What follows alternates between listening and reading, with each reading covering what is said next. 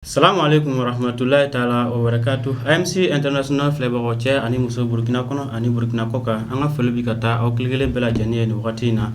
bi anu songa di kosobe kasabu ke muye bi anga invité baba o debi ambulo bi ani minumna baro nyoy o invité ndu ti dore sufiudu ni ala sonama obuna o yere nyafo anye ina fo anya fo e choko amuna bi anga invité bawra ambalma ke mimbi ankini bolo fe ambalma ke assalamu alaikum warahmatullahi ta'ala wabarakatuh. Wa alaikum salam wa rahmatullahi ta'ala wa barakatuh. Alhamdulillah, bismillah, AMC Plateau, Keneka, est-ce que abska ayre nyafo anye doni? Alhamdulillah rabbil alamin, ami ala fo kala barakada kala walimado. Ka sori ke anga ciba bel bakani Muhammad sallallahu alaihi wasallam. Wala alhamdulillah rabbil alamin, abal makedo anaka kalandi. Ani do di ani do modi. Noy mukadam Muhammad Sanfoy. Ni do ko mako dangorba di.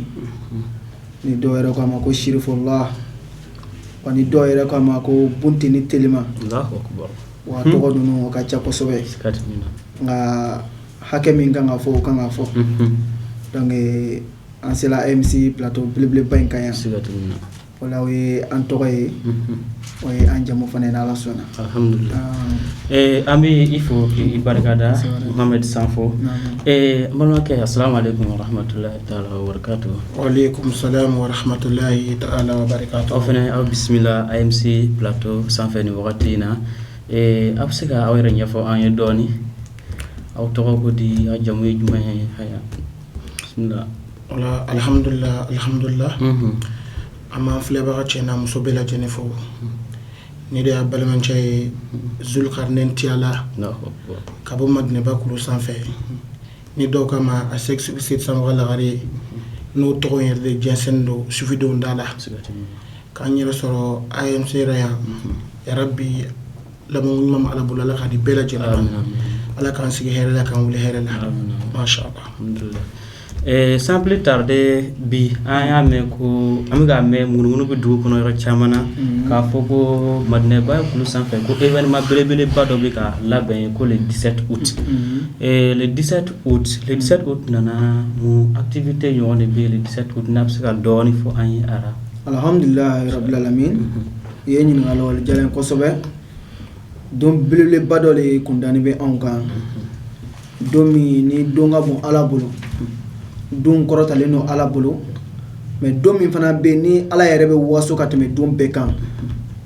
wani ala yere be nusondi aka jon koro ka teme don be kan o le 17 août na nyona nunu ye sabla le 17 août annakun yere te foyi no ya soro on kumba don annakun te foyi muna jamana be sika lafiya chogumuna mais nyani le 17 août kana folo alhaji ashak sufi seri sanfo ameto yanga fo kosobe ka barkada fo madine ba kulu sanfela la nyani le 17 août ka damne shego e doin damne akele o ya so ko kuma boyinga sini chogo inma aya damne akele ako burkina be uma ay na nga do ke jamanai ngoya wati la nyane gela wati che abe ni kuma yofo abe santa ani kobo abe kan kuma inde fo burkina boye ala nana kana ke kala duowe kana bola sisa akoko mi duo yere dani be burkina faso droma ale bna konange yake ka duo ke jembe ni mafli ni kanga ke ashin sabanai alhaji ashek sufi seri sanfo abe ka duo ke burkina faso no le 17 août burkina faso dron tere avec akay jempeti jempe silemeo kafro bolisona wo doy meka ken nu bela jenide voilà le 17 août anna choko de flenete ami fo ki barkada ami yelema ambalman ke fe Zulkarnain tiala Zul le 17 munde chego mun kama chego le 17 dron kerenkreya okuma loin le 17 akum sika bla don ramit le 17 ya ou bien le 17 alhamdulillah les 17 segu sanfo ya kerenkere ya le 17 in kerenkere do wodi do segu sanfo nunu nonu de bi ko kɛ ko min yɛrɛ ala b'a yira la ko kɛ n ka kɛ Allahu akbar. kama le 17 kɛrɛnkɛrɛn ka taa bila Outra san o san segu b'o de kɛ jamana ɲagaminen don bɛɛ lajɛlen ɲɛ bi jamana na jamana bi cogoya si min na segu safo y'o balawu in de kunbɛtɔ de ye ten depuis jamana Burkina Faso don ti ten diɲɛ yɛrɛ don ti ten segu safo don bɛ le 17 in kɛ balawu min b'an kan ten le 17 ninnu ɲɔgɔnnaw don a n'a duwawu ɲɔgɔnnaw don Ala subhanahu wa ta'ala b'an ka balawu dufara Burkina Faso bi cogoya si min na bɛɛ lajɛlen ɲɛ b'a la jamana in yɛrɛ bi cogoya si min na bɛɛ lajɛlen ɲɛ b'a la ni duwawu tɛ i b'a ye hali ka taa seli misiriw la bibi a ka gɛlɛn ni duwawu tɛ hali anw yɛrɛ ka aw sɔrɔ yan a bɛ gɛlɛya mais duwawu ka kɛ duwawu ye fɛn dɔ de ye duwawu ye silamɛ ka bamuru de ye Segu Sango y'o de faamuya san o san Segu dun bɛ duwawu kɛ kabini le 17 yɛrɛ kuma yɛrɛ dun ma fɔ Nuru Tijaniya la a Segu Sango n'a ka cɛdenw n'a ka musobaw nɔfɛ Segu Sango dun bɛ kalo duwawu kɛ a bɛ a jaratobaw kɛ a yɛrɛ kelen bɛ ka duwawu kɛ yɔrɔ camanw na a yɛrɛ nenina duwawu in kama ka kɔrɔmatigɛw fɔ Segu Sango ma duwawu in kama o duwawu in de ye nin ye ten Segu Sango bɛ duwawu in fana organiser Segu Sango ma organiser ko sufiw dɔrɔn ta duwawu organisera don taabolo bɛɛ lajɛlen de weleni don e maa min e ko ala bɛ yen i weleni don i ko ala yɛrɛ tɛ yen i weleni don i yɛrɛ bi taabolo la o i weleni don i di taabolo yɛrɛ la o i weleni don i ye Nuru Tijaniya ye weleni don i yɛrɛ tɛ Nuru Tijaniya ye weleni don wa duwawu in fana tɛ Bobo ka duwawu dɔrɔn ye dɛ Burkina ta dɔrɔn tɛ Segu Sango b'a kɛrɛnkɛrɛnya don ɲɔgɔmɛ 12 ani bɛgɛ minnu kɛ ka faga olu la n t'o da dɔn ɲɔgɔmɛ in kɔni b'o da dɔn olu de bɛ faga diɲɛ bɛɛ lajɛlen ye duwawu kɛ kun de filɛ nin ye ten ka faamuya Mogadam Muhammad Sanfo yala kuma dɔ bɛ yen ka fara an balimakɛ ka kuma kan ka kɛɲɛ le 17 août a don kɛrɛnkɛrɛnnenya senfɛ a ye kuma minnu fɔ la a ye tiɲɛ kuma de fɔ le 17 août ni Burkinabew tun b'a dɔn valeur min b'a la ni maliyɛnw yɛrɛ tun b'a dɔn valeur min b'a la ni diɲɛ yɛrɛ tun b'a dɔn valeur yɛrɛ min bɛ duwawu in na ani kɔrɔta min daraja min b'a kɔnɔ o don an bɛ baara o baara la an ka bɛɛ lajɛlen dabila sabula maa o maa de bɛ ŋaniya ta ani maa o maa bɛ kɔnangɛya ta ka ɲɛsin jamanadenw ma ko a ye na fara ɲɔgɔn kan a ye n'an bɛ fara ɲɔgɔn kan an ka duwawu kɛ jamana ye yɔrɔ o ye maa ye maa mun kɔnɔ gɛlɛn don kosɛbɛ a ma dan o ma dɛ a tilala k'a fɔ ko ale ma duwawu in laɲini a yɛrɛ dɔrɔn ye dɛ n'a y'o don a bɛ se k'a kɛ a n'a ka kalandenw dɔrɔn a tun bɛ se k'a kɛ a n'a ka jɛkulu mɔgɔw dɔrɔn ye mais a ko i ye ansari ye o don in na i ka ansariya bila i ye kadiriya ye jɛ i ka kadiriya kɔ o don in na i ye wahabiya ye jɛ i ka wahabiya kɔ i mana kɛ diinɛ taabolo mɔgɔ o mɔgɔ de ye ne le 17 août sera an bɛɛ ka jɛ a kɔ yɛrɛ bonya min b'a la an k'o bila an bɛna fara ɲɔgɔn kan an ka duwawu kɛ jamana ye jamana bɛ cogo min na ɲɛdimi don kɔnɔdimi tɛ an bɛɛ ɲɛ b'a la dugu dɔ yɛrɛ bɛ yen bi i tɛ se ka don dugu dɔ bɛ yen o gɛlɛyalen don bi mais maa min b'a ŋaniya ko a ye n'an bɛ duwawu kɛ jamana ye a ye n'an ka duwawu kɛ an faso ye sabula ala kira ka kuma dɔ bɛ ala kira ko hubul watani minal iman ko faso ka kanu ye limaniya de maa o maa bɛ yen n'a b'a fɔ mɔgɔ ma a ye na duwawu kɛ jamana ye kɔni a ye n'an bɛ duwawu kɛ an faso ye kɔni o ye maa ye bilahi n'o y'a sɔrɔ se bɛ a ye bi balawu min bɛ jamana kɔnɔ a ka wuli ka bɔ a b'a wuli ka bɔ o de kama ko a ye n'an ka duwawu kɛ jamana ye Sheikh Sanfo ka duwawu bɛ min ɲɛ jamana in kɔnɔ a n'a ka duwawu ye balawu minnu wuli ka bɔ jamana in kɔnɔ a ka ja ba n'a si ye le 17 août mun tɛmɛna maa caman de bɛ yen u ka duwawu minɛna kɛnɛ kan dɔ yɛrɛ bɛ yen yanni ale ka se a ka du kɔnɔ duwawu minɛna dɔ yɛrɛ bɛ yen o semaine bɛ dafa don min na ale ka duwawu minɛna sabula jama minnu yɛrɛ bɛ na kafo ɲɔgɔn kan jama in na maa dɔ bɛ an bɛ jɔn a la ka masɔrɔ ale ko ka di ala ka tɛmɛ an bɛɛ kan donc ale kama ala b'an ka duwawu minɛ olu kama an bɛ mun fɔ Burkina bew ye dɔrɔn ka mun fɔ diɲɛ mɔgɔw ye dɔrɔn le 17 août maa si de kana to kɔ nin ko in na mais erreur yɛrɛ ye mun ye i b'a dɔn wa o ye farafin yɛrɛ jogo de ye f'an k'o de dabila o ye jumɛn n'a fɔla ko an kana do ɲini yɔrɔ la an bɛ to ka na an kelen o ye kojuguba de mɔgɔ mɔgɔ bɛ nin kɛ i tɛ maa kɔnɔngɛlen wani ɲɛfɔ dɛ e balimamuso bɛ yen i terimuso bɛ yen i den bɛ yen i teriw bɛ yen i ka voisinw bɛ yen i b'a dɔn degun bɛ ninnu bɛɛ lajɛlen kan siga tɛ min na o bɛɛ lajɛlen ka hamiw bɛ yen o bɛɛ lajɛlen ka gamuw bɛ yen n'a fɔra ko le 17 août e bɛ sin dɔrɔn ka i kelen b'i ka moto tora dɔrɔn ka yɛlɛ kuru sanfɛ i bɛ taa mun kɛ o tuma i den don i muso don i balima don o tuma o mako tɛ dugawu la wa donc n'o y'a sɔrɔ e maa min kɔnɔ gɛlɛn don le 17 août i ka denbaya bɛɛ lajɛlen o fara ɲɔgɔn kan i ko don motasi kɔnɔ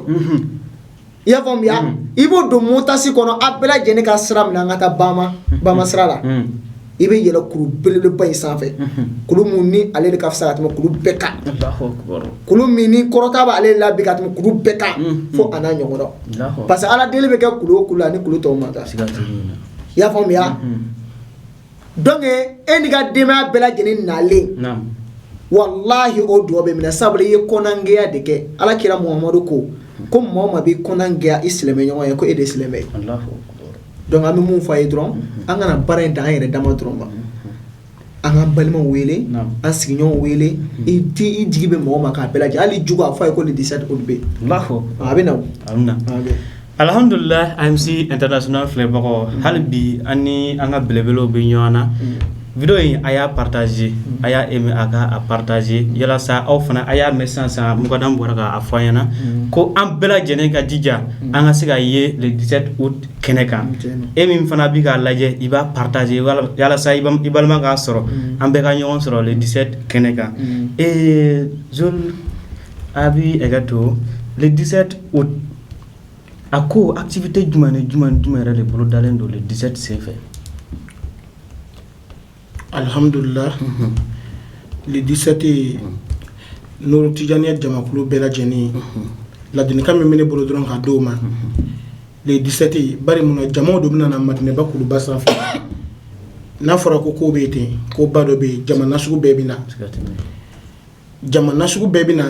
jama dɔw yɛrɛ bɛ yen dɔw bɛ yen olu bɛ na de duwawu kama dɔw bɛ yen olu bɛ na kɛlɛtigɛ de kama dɔw bɛ yen olu bɛ na ko wɛrɛw kama minnu ninnu si tɛ kelen ye min bɛ ne bolo dɔrɔn k'a fɔ Seku Sɔnfɔ yɛrɛ ye min fɔ anw ye ko n'o nana maa mana na ni ko ye e de ka kɛ jisuma ye i k'a tigi bɛrɛbɛrɛ kɛlɛ position dɔ nana le 17 don wa i ka kɛ sabalibaga ye i k'a bɛrɛbɛrɛ de o don in kama k'a fɔ dɔrɔn dunan minnu bɛ na dunanba minnu bɛ na an ka dunan ninnu bɛrɛbɛrɛ ka sabali o kɔrɔ an ni maa y'i sen dɔn o don in na e ka sabali k'a to le 17 bonya kama an ni maa y'i ba nini le 17 don in na k'i fa nini i ka sabali k'a to le 17 bonya kama ladilikan min bɛ ne bolo maa di Nour Tijaniyaw bɛɛ lajɛlen de ma bari mun na kuruba in sanfɛ anw de bɛ ɲɔgɔn dɔn yɔrɔ la an ka sabali ɲɔgɔn kɔrɔ le 17 don ko mana kɛra ye a bɛɛ di Ala subhanahu wa ta'ala ma o kibaruya de bɛ ne bolo masha Allah Dankɔrɔba den Sirifula le 17 août yala activité jumɛn baara jumɛn de bolo dalen don ka bɛn le 17 août ma 17 août na to baara min na tɛmɛ cogo jumɛn na wala wa a bɛ kɛ cogoya jumɛn na n'i bɛ se ka dɔɔni baaraw ka ca maa bɛ kumabaw ta minnu ka misɛnmisɛn an b'olu bila baaraw la belebeleba yɛrɛ an ka dunanbaw ka nalen tɛ Allahu akbar c'est dunan minnu yɛrɛ kan ka na ka bɔ Mali kɔnɔ a ka ca kojugu Mali baara an ka dunan belebelebaw dunan barakamaw dunan minnu yɛrɛ bɛ n'o bɛ Ala dɔn kosɛbɛ ni Ala dɔn yɛrɛ bolo la n'o ye Ala wele ko la Ala ko sɔnna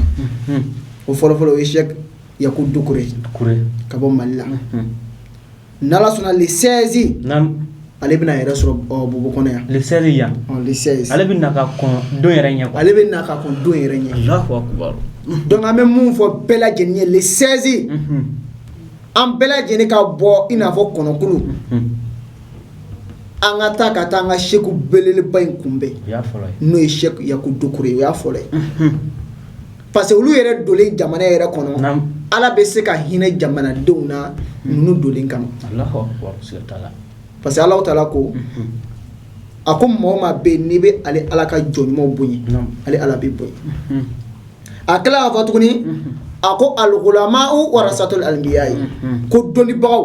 olu di ala kira mo wori centa bay doniya laje ka fay a chaque yaku dukure nuna nyongona nolu e ala kira mo wori nona blaw de dukulu sans donc nolu be do en faso bay ngono no e Burkina Faso e an bela jeni de ka bo an ato o kumbe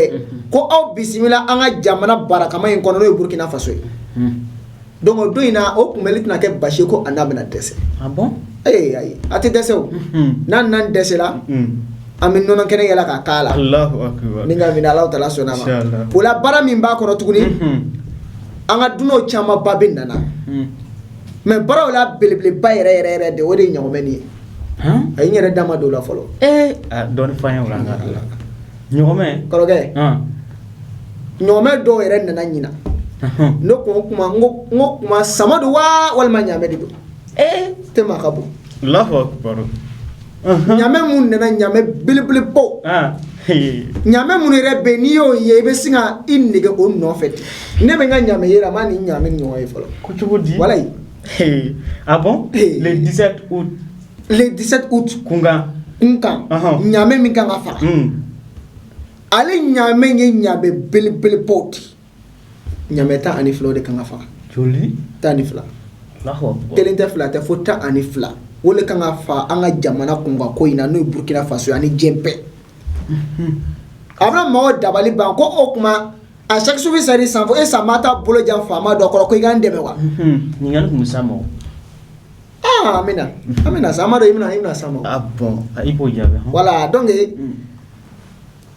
mo na nyin ngali ke ese amati nyeshi ministry do ma ko okuma me deme nyini awu fe ame fe ga do kan jamana yewa amo kewo kabe ala ni che bayinda amade ke bolo ja fama fo nya koroko ni jam dans roi de réseau de ame kuma me waso nan kana mo wati be amadeli wallahi a chaque service service sans foti bolo ja ministry fo nya koro ki bolo ja setki fo nya koro ko ay ni ja ne chaque service service sans fo be do ke jamana anaka kalandon mamunu jone be munna da ko mun tisi ka fenke dinen kono de olu le ka drome kelengere no ka drome fla fara nyonka ka se ka ni nyome bilbile banu sa o ma sa o yere dama dro ko ame do ke jamana yi Allahu akbar to ngi ba do umma yi ma konan ke yire obi mishi munu yere ka fa yere dantola ka fara nyomen o do ina kana to ko la sala ya fom ya ba munu ga nga fa dantola shemunu yere ka nga fa dantola pigeon yere mi nga fa dantola sabula saraka de do ala kira ala taala ko ko ni ala wele ni ala baw jabi ala taala dia fo donc ame ala wele no ko ina ni ala taala sonama wala nyi ngani mun be o bla kana okay alhamdulillah AMC International Flavor awere be probara de ka foko begen babo kan nga faka ka keni le 17 août nataye madna bay kulu san felala ami awfo ka baraka dani ka wala nyando zul asigla kana awme togoni a kumana activité ret me tona fo nyame baba bina faka nunu nyame bina faka ben wakati juma ka kon do kali nyama parce que am be bina tay ko fanga tal am gon muta do mna wambi nyame na asobu ke jugo nyame la alhamdulillah man fle ba bela jeni photo goni nyogome nunu nyogome bi faka le 16 oui dunon tay dunon do bi faka nyogome do bi faka le 16 ka dunon ko menayi mais a chaman ba yere bina faka le 17 se ko klani do wala nyogome ni fana sambe shoko ba faka aba shoko klan jamaw de che comme une balman ke bora photo wa shimina nyogome munu dinbe shoko sanguma aka jama khulu do ulu de farnyon ko buru farnyon ka nyogome nunu sa na make arabu ka dini te comme ina fo arabu wa fo ay ni mine khadde meke ay nyamo ga chawlu nyame olu te jama de farnyon ka so ka muso babaw aka che babaw dine gitron nunu ulu de farnyon ka nyogome usa shego sanfo dine ambi ko fo ansaya ni ko mi do shego sanfo ampreni do nyogome nunu asogo bi fagadi na fagara avec clan bela jeni che abe clan bela jeni de che na ka clan bela jeni che do fana be o be no tina se aso de tel jama chama de bina na ya kilti jama na sugura jama na sugu be bina na yoro ila fika na jona o ko 8h menere ba fo ni fajiri sele ka mana on che igana fajiri ni fajiri sele ka ba mana on che do ka madne ba kuru shagare ni bita madne ba kuru fana ka ibitara ko mi bitara bama ni tracé bac mogo yere bena to bitai ibena shogo sam photo bado yi ni photo ni ibistra yimne ka to yele ni istra yimne ibena jama yi jama baw yi yoro ina ya rabbi ama am do de ke ama ina allah subhanahu wa ta'ala fe ala ka don irana shigan kena ba ala bulu ala ka dama amin dans de yalo activité ban ti ta fo jamaw de bina fara ɲɔgɔn kan ka bɔ dugu ni dugu jamana ani jamana ka bɔ Afrique ani farafina yɛrɛ kɔ kan i b'a dɔn a ti taa fo mɔgɔ dɔw ka kɛ sabalibaga ye bon ladirikan jumɛn yɛrɛ bi e fɛ ka kɛɲɛ le 17 kun kan ladirikan mun bɛ yen dɔrɔn o de dɔrɔn n'i y'a mɛn ko sufi n'i ye sufi yɛrɛ ye ka ban i bɛ hinɛ ye de y'a la ni sufi ye ka ba i bɛ makari de y'a la ni sufi ye ka ba i bɛ bonya de y'a la maa bɛ se ka ko bɛɛ kɛ a mana kɛ cogo o cogo i bɛ se ka don maa dɔ gasire tɛ bɔ a kalama donc an ka sécurité a n'an ka organisation minnu kan ka organisation kɛ o bɛɛ lajɛlen labɛnnen don koyi ayi n'ala sɔnna jama minnu bɛna na n'ala sɔnna basi foyi tɛ maa si sɔrɔ jama minnu bɛna na an ka sécurité barakamaw ani an ka faama barakamaw ani maa minnu yɛrɛ kan ka mɔgɔ hakɛ o bɛɛ lajɛlen labɛnnen don wa o b'o ka baara kɛcogo fana dɔn fo mɔgɔ k'o de faamuya parce que anw bɛ jamaw bɛ kunbɛn bi jama bɛ kunbɛn na ni t'a siɲɛ fɔlɔ ye wa n'ala sɔnna i tɛ k'a siɲɛ laban ye donc o bɛɛ lajɛlen b'o ka baara kɛcogo dɔn a sécurité musomanw a cɛmanw a faamaw o bɛɛ lajɛlen b'o ka sigi o bɛɛ lajɛlen b'o ka baara kɛcogo dɔn mais min gɛlɛya mɔgɔw ma dɔrɔn kɔn ka na parce que n'i ma na joona n'i ye kulonkɛ i bɛna kɔfɛla sɔrɔ fo kɔfɛ i bɛ to kɔfɛ dɛ ka mɔgɔw filɛ fo ɲɛfɛ mais ɲani le 17 sufɛ e yɛrɛ ka bama ka kɛnɛ sɔrɔ ka i kɛnɛ kan sufɛ i y'a faamuya le 16 sufɛ yɛrɛ i bama ka kɛnɛ sɔrɔ là pour que ni sɛ classé la ka ban e ka se ka ɲɛfɛla sɔrɔ mais ni e nana bɛɛ lajɛlen kɔfɛ wajibi de bɛ taa kɔfɛ dɛ donc an bɛ min ɲini mɔgɔw fɛ min bɛ gɛlɛya mɔgɔ ma e bɔ joona a ka se ka place sɔrɔ a partir de 8h an bɛɛ lajɛlen ka ɲɔgɔn sɔrɔ Madina ba kulu sanfɛla la ni Alahu taala sɔnna a ma alhamdulillah sana an t'i bila dɛ Dankɔrɔba de an bɛ segin ka na i ma duwawu kɔni bɛ na kɛ Madina ba kulu sanfɛ AMC international filɛbaga caman bɛ k'a yɛrɛ ɲininka duwawu min bɛna cogo jumɛn an bɛ taa la u bɛna fɛn dɔ di an ma wa walima an bɛ taa n'an ka ji ye an fɛ bidɔn kɔnɔ wa walima n'an taara se a bɛ kɛ cogo jumɛn u bɛn'o bɔrɔ maga n'ale wa bon dɔw bɛ minɛ cogo jumɛn f'a ka dɔɔni f'an ɲɛna duwawu yɛrɛ bɛna cogo la Dankɔrɔba de an ka se ka dɔɔni faamuya fo mɔgɔw k'o de faamuya ŋaniya de ko bɛɛ ŋaniya i bɛ taa ni ŋaniya min ye dɛ duwawu bɛ kɛ o de kan parce que maaw ŋaniya tɛ kelen ye dɔ ta kun ye wariko ye dɔ ta kun ye musoko ye dɔ ta kun ye denko ye dɔ yɛrɛ ta kun ye a ka banako ye mais e ta kun tɛ foyi ye ŋaniya kelen min kɔ dɛ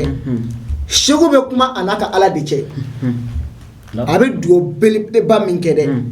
a bɛ kuma a n'a ka ala de cɛ sisan o duwawu kɔnɔna na sisan e sigi bɛ ni ŋaniya ɲumanya ye k'a fɔ ala ne nakun tɛ foyi ye dɛ mana sogo kama dɛ mana ɲaamɛ kama ne nana e ala yɛrɛ de kama i y'a faamuya o yɔrɔnin bɛɛ dɔrɔn ni seko ye min fɔ ala ye ala kun sɔnna i y'a faamuya donc maa caman de bɛ yen minnu ka ŋaniya minnu ka duwawu jaabila nin cogo in na sinon k'a fɔ k'i ka taa ni ci ye seko ka duwawu k'a kan ma fɔ maa si ye e ŋaniya la ni nana ni ji ye ala n nana ni ji min ye ten duwawu bɛ kɛra ji min kan ten dɛ i y'a faamuya donc ni e y'o ŋaniya siri dɛ k'o ji min min dɛ o duwawu kɔnɔna na dɛ Alahu taala fana bɛ sɔn ji lahɔrɔma fana kama ni duwawu lahɔrɔma kama i ka duwawu fana bɛ minɛ i y'a faamuya donc an bɛ min ɲini bɛɛ fɛ dɔrɔn an bɛɛ lajɛlen ka na ni ŋaniya ɲumanya ye kɛnɛ kan hami fɛn o fɛn b'i la kana si to yen a bɛ fara ɲɔgɔn kan o y'a faamuya hami fila do wa saba do wa muso ko do wa den ko do wa i y'a faamuya parce que mɔgɔ ma dɔ in de faamuya mɔgɔ fɛ ko dɔ in ye jamana dɔrɔn de ye o ye tiɲɛ ye mais dɔ in yɛrɛ kɛrɛnkɛrɛnyalen o ye hami tɔw fana b'a la hami tɔw yɛrɛ ta i y'a faamuya olu ta fanba yɛrɛ ka bon jamana ta bɔlen kɔfɛ parce que bi bi in na hami b'an bɛɛ la dɔw ta ye muso ko ye dɔw ta ye den ko ye dɔw ta ye bana ko ye dɔw yɛrɛ ta bɛ yen olu ta ye lahara ko ye olu bɛ ala deli dɔn olu bɛ se ka don arijinɛ kɔnɔ cogo min na i y'a faamuya donc an bɛ min ɲini fɛ n'i bɛ na dugawu kɛnɛ kan kana ɲini ka hami kɔ n'i bɛ na i b'a lajɛ k'i ka hami bɛɛ lajɛlen don bɔrɔ kɔnɔ taari ma faamuya n'i y'a don bɔrɔ kɔnɔ a ban waati min na i b'a da siri n'i y'a dɔn k'a fɔ ye se tɛna k'a kɔrɔ i tɛna s'a kɔrɔ sabula hami n'u ka girin dɔw ka hami bɛɛ a ka girin dɛ hami dɔw bɛ yen n'i y'a dafali kɔ k'a bɛ kari hami dɔw yɛrɛ bɛ motasi yɛrɛ ka s'a kɔrɔ fana o fana bɛ se ka gɛlɛya donc mais motasigitigi barakamaw bɛ yen an bɛna n'o ye cogo jumɛn n bɛna na cogo f'i ye i bɛna na hami cogo min na i y'a faamuya donc hami i b'a bɛɛ lajɛlen don bɔrɔ kɔnɔ k'a da siri ka motasitigi wele motasitigi n'an dɛmɛ n ka hami ninnu fara ɲɔgɔn kan an ka taa n'a ye Madinɛba kulu sanfɛla la n'i sera waati min na sogo bɛ ka dugawu kɛ waati min i ka hami bɔrɔ dayɛlɛ i ka hami bɔ i k'a ton ɲɔgɔn kan ni ala sɔnna a chaque subi seri sanfo ye Alahu Taala ka diinɛ waraba di a chaque subi seri sanfo ŋaniya ɲumanya min b'a la a chaque subi seri sanfo kɔnangɛya min b'a la a chaque subi seri sanfo a bɛ ŋaniya ɲumanya min ta diɲɛ bɛɛ ye o ŋaniya ɲumanya in kama ni a ye fɛn o fɛn fɔ ala kun sɔnna i y'a faamuya kɛ donc e yɛrɛ fana k'i janto i ka hamiw na ala sɔnna i janto ala an bɛɛ le 17 août don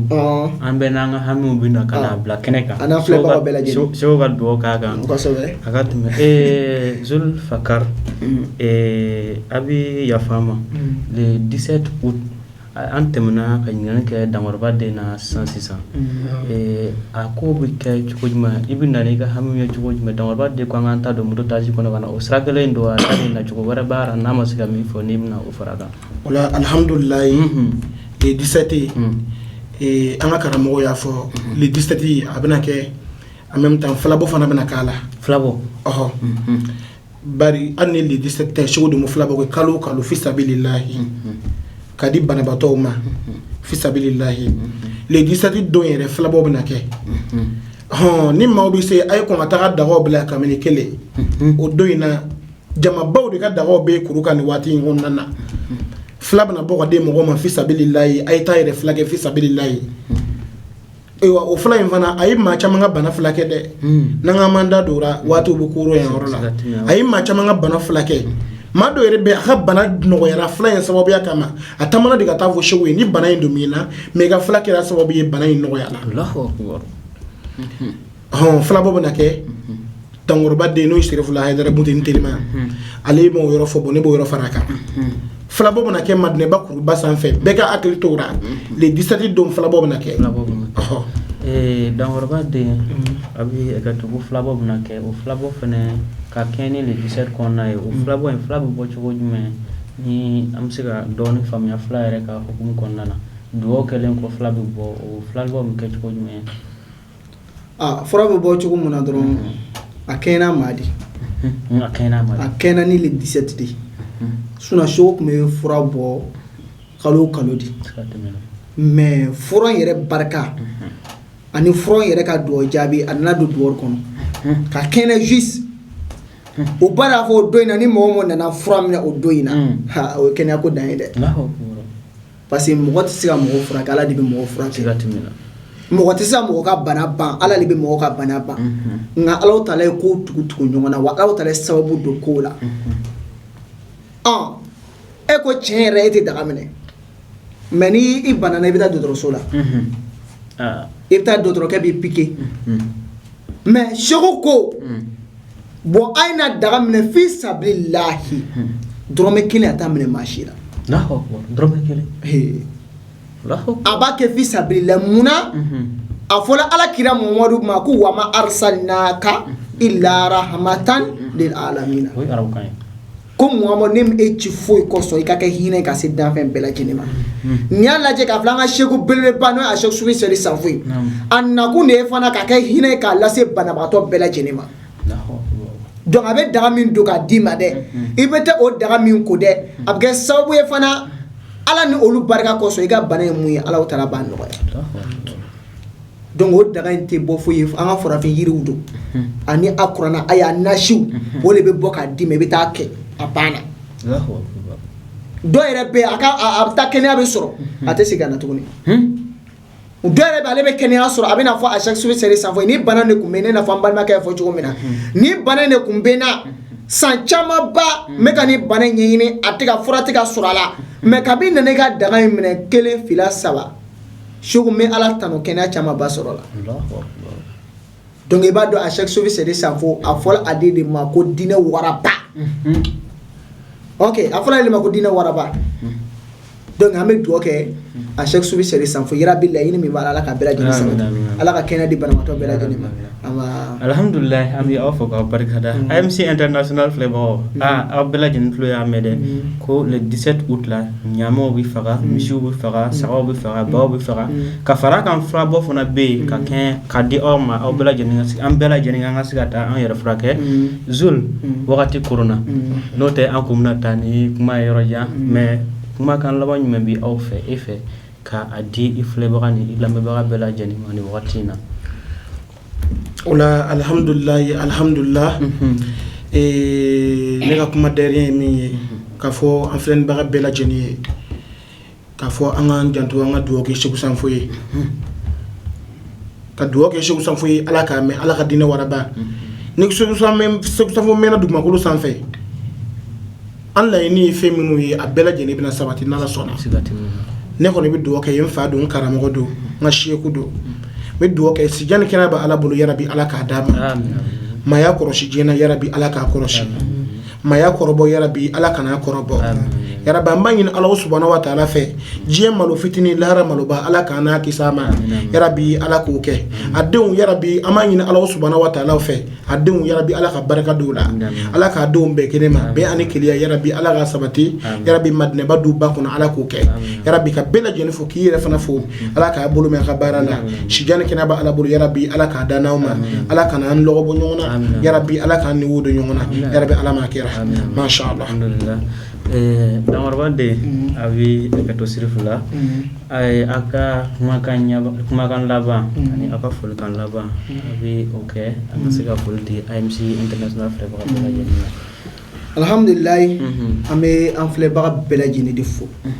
maa o maa bɛ ka an lajɛ nin waati in kɔnɔna na an bɛ bɛɛ lajɛlen de fo o tɛmɛnen kɔ don an bɛ tila ka yafa deli bɛɛ lajɛlen de fɛ parce que kuma ka gɛlɛn o ye kuma ɲininka don dɔ la kuma mun y'i tiɲɛ a ko n fɔ cogo ko kuma mun ye ɲɛ a ko n fɔ cogo donc n'an filila yɔrɔ mun na ani an da talonna kuma minnu kan donc an b'o jɛ ko yafa deli filɛlikɛla bɛɛ lajɛlen de fɛ an karamɔgɔ an ka kalanden ɲɔgɔn ani sufi jama bɛɛ lajɛlen an bɛ yafa deli bɛɛ lajɛlen fɛ i y'a faamuya ka tila ka ɲini bɛɛ lajɛlen fɛ fana duwawu min bɛna kɛ an bɛɛ lajɛlen ka kɛnɛ sɔrɔ i ye tijaniya ye wa i ye wahabiya wa i ye ansɔri ye wa i bɛna kɛ diinɛ taabolo mɔgɔ mɔgɔ ye hali ni ye laadakɔrɔmɔgɔ ye hali n'o y'a sɔrɔ i ye chrétien ye bɛɛ lajɛlen welelen don le 17 août la bɛɛ lajɛlen welelen de don cɛ muso denmisɛn maakɔrɔba bɛɛ lajɛlen welelen de don ni Alahu taala sɔnna a ma o la an bɛ e yɛrɛ fana fo kosɛbɛ k'i barikada k'i waleɲumandɔn o la i ye question minnu fana fɔ a diyara an ye kosɛbɛ a bonyana a ma k'an balimakɛ fo n'o ye Lakare Zul ye k'a fɔ kosɛbɛ k'a barikada a ka kuma o la alhamdulilahi rabbil alamin filɛlikɛlaw an bɛna kuma kun cɛ ni Alahu taala sɔnna a ma n y'o de f'i ye ka tɛmɛ n ko aw balimakɛ de don Dankɔrɔba de Buntini Telima Serifukɛ tɔgɔ in ka ca nin bɛɛ ye tɔgɔ n y'o de fɔ min ka kuma na n ko adamaden ni nana diɲɛ na i bɛ tɔgɔ de ɲini ka taa kɛ e bɛ diɲɛ na tɔgɔ kelen dɔrɔn de b'e la i fa y'i wolo ka tɔgɔ min da i la hali bi tɔgɔ kelen de b'e la ayi hali bi an m'a ɲɛ fɔlɔ bama i ka tɔgɔ ɲini diɲɛ na i bɛ taa don mun na i ka taa ni tɔgɔ caman baw ye wa i ka taa ni kɛwale caman baw ye i ka taa ni jogo ɲuman caman baw de o de adamaden yɛrɛ nakun ye dugukolo sanfɛ donc an bɛ yafa de bɛɛ lajɛlen fɛ a kɛtɔ bɛ nin na sɔli ala rasul an bɛɛ lajɛlen ka ɲɔgɔn sɔrɔ le 17 août Madinaba kuru sanfɛ. alhamdulillah an bɛ aw bɛɛ lajɛlen fo k'a fɔ ko aw bɛɛ lajɛlen ni ce AMC International filɛbagaw aw bɛɛ lajɛlen y'a lɔ aw kɔni ye faamuyali sɔrɔ Dankɔrɔba de ani Zul ka kuma na nin wagati in na vraiment aw bɛɛ lajɛlen an bɛɛ ka fara ɲɔgɔn kan le 17 août an ka se ka Madinaba kuru sɔrɔ haza salamu alaikum wa rahmatulahi ta'ala wa barakatuh. Wa alaikum salam.